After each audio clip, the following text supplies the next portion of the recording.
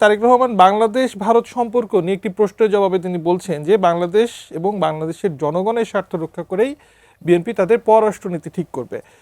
গঙ্গা পানি চুক্তি আপনি জানেন এবছরের ডিসেম্বরে শেষ হবে, অর্থাৎ নতুন করে চুক্তিটি নবায়নের একটি প্রশ্ন চলে আসছে।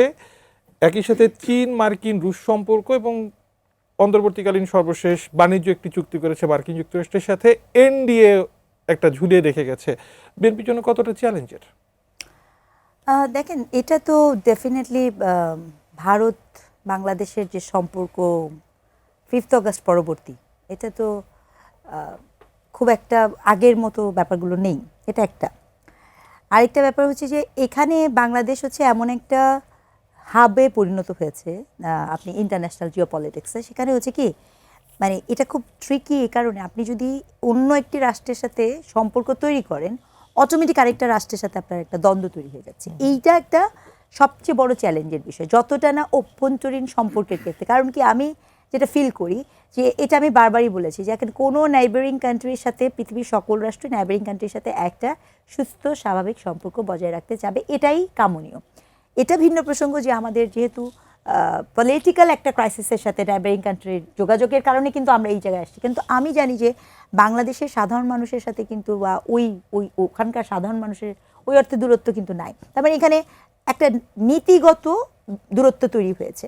সেই জন্য আপনি যখন আমাকে প্রশ্ন করলেন, এটা তারেক রহমানের জন্য এবং এই গভর্নমেন্টের জন্য একটা বড় চ্যালেঞ্জ হতে যাচ্ছে। কারণ আপনি দেখবেন অলরেডি চীন ইন্টারেস্ট শো করেছে ওনার সাথে কাজ করার জন্য, এবং আপনি যখনই চীনের সাথে কাজ করতে যাবেন তখন সেটি আরও এই সম্পর্ককে শীতল করার একটা প্রবণতা তৈরি হবে। আমি জানি না যে মানে এটা একাডেমিক হলেও এটা বলাটা খুব জরুরি।